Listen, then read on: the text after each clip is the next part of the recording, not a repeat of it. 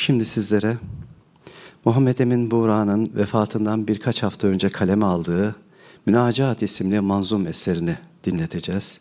İstiklal TV Koordinatörü Abdullah Yalkun Beyefendi'yi seslendirmek üzere huzurlarınıza davet ediyorum.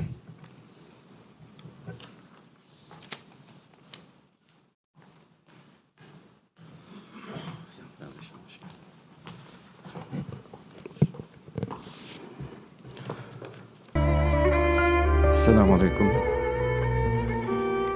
Muhterem hocalarım, sevgili hazırın.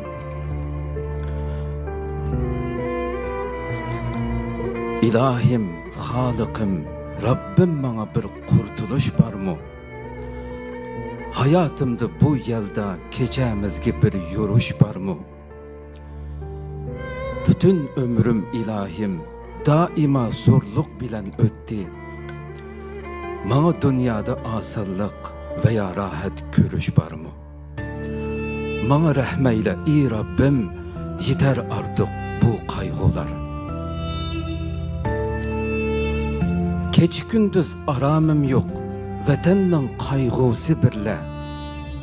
Hayatım ta budem öttü ulusның öygüsü birle. İşim dünyanı kesmek, ya düşünmek çareler istep. Veli uçraşmadım hiç yerde, dertnin çaresi birle. İlahim, persen olmaz mı idi bana bölek işler? O gün men hem uruş meydanıda ölsem idim erdek. O gün kurtulsa erdim kaygudun o kahramanlardek. O gün yetti saadetke, ular körmey bu küllerini. O gün kaldım, bugün baktım kara gün künge ebterdek. Bulurmuş ah kalgallar şeqi, mes'ud ketkeller.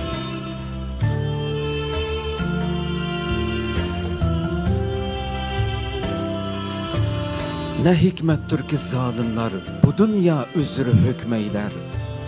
Ne hikmettir ki hak ehli zulümün kamçısını yer. Ne hikmettir ki batılgı cihan boynuna eğmekte. Ne hikmettir ki hakkının dadını yalğız özü işler. Ne hikmettir ki bu devran künidin künüge better. Dediler kim cihanda yaşayalmaz hiçbir zalim. Dediler kim bulur hak igisi öz hakkıga hakim. Dediler kim keter batıl cihandın har ile hastek. Dediler kim onun ornaga hak bolğusudur kaim. Niçin bu asrımızda hayrının ornunu aldı şer? Biri der kim keçi daim emes tuqqay quyaş emdi. Biri der kim yığı daim emes toxtar bu yaş emdi. Biri der kim cihan özgergisidir kelgüsü iqbal.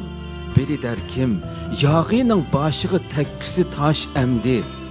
Hakikat mu, xiyal mu ya quruq laplar mı bu sözler? Düşürdü tacu taxit g'ovg'aları devletini mihnetke. Ve bazı sellavu seccadı saldı elini gafletke. Bulup pitni pasat galip, salahu tinçlik mağlup. İlim kalgaç emelsiz, ornını berdi cehaletke. Tümen efsus, bu fırsatını ganimet bildi düşmanlar.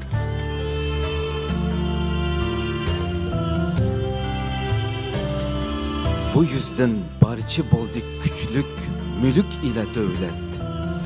Bu yüzden teke teke boldu nurluk din ile millet. Bu yüzden o uluk toprak nicisler birle kirlendi.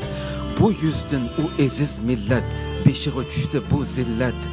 Mukaddes yurtta yerleşti, perişte ornağa içtiler.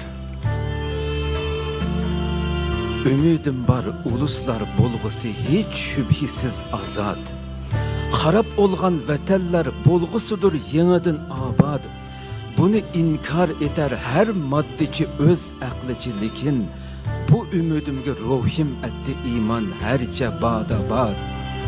Akıllıklar meni mecnun desun. Aklımlı külsünler. İse düşman kavmi tağdek, men olsam kurut gibi güçsüz, ise kandaşlaru dostlar mening derdimge pervasiz, ise baxtim tövben, yok ersi bu dünyada heme derdim, zamana aylanırsa maqsidim çarxiga uygunsiz, ümidim qalğısı taşdek, kelip ketküsi bu senler. Köngül derkim, cahanda başqıcı bir inqilab açsam, buzulgan yeni çağını bir yeni çağ birle oňlassam, yeşil mu ya kızıl mu ya kara mı barçı zalimga, cihan ählige karşı haddini bilmekni anlassam, hakiki erkin olsa o izilgen barçı insanlar. Zamanı uyması sen uy, dedi Sa'di Veli İkbal. Dedi sana zamanı uyması kıl ana cancal. Bu çağının bu utukluk alimi yol körsetur bizge. Kel-i millet zamanğa karşı dulkullar kebi kozgal. Hayat hakkı küreş birle dedi bir kahraman asker.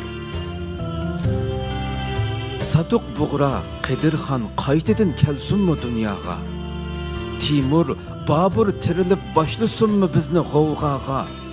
Atalar ruhidin imdat kütüp yatmak mı lazımdır? Niçin evlattan çıkmaz biri okşaş ceddi alağa?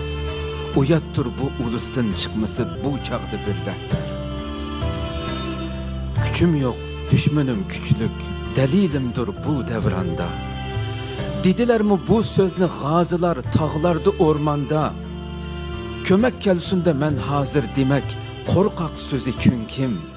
Cihat avval, kömek sonra, Cezayir'de ve her yanda. Etil meydanı iyi gazi, yolunga telmürer közler.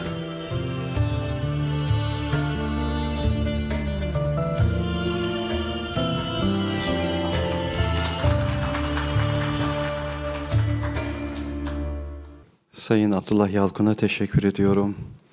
Merhum 65 yaşında ama dipdiri bir mücahit. Belki hastaydı yatağında. Vefatından 15 gün önce kaleme almış. Ama ruhu dipdiri. Gönlü hala cihat meydanında. Rabbim ne güzel kullarım var bu dünyada. Ne güzel kullar geçmiş ve nice güzel kullar var. Allah'ım sonsuz şükürler olsun.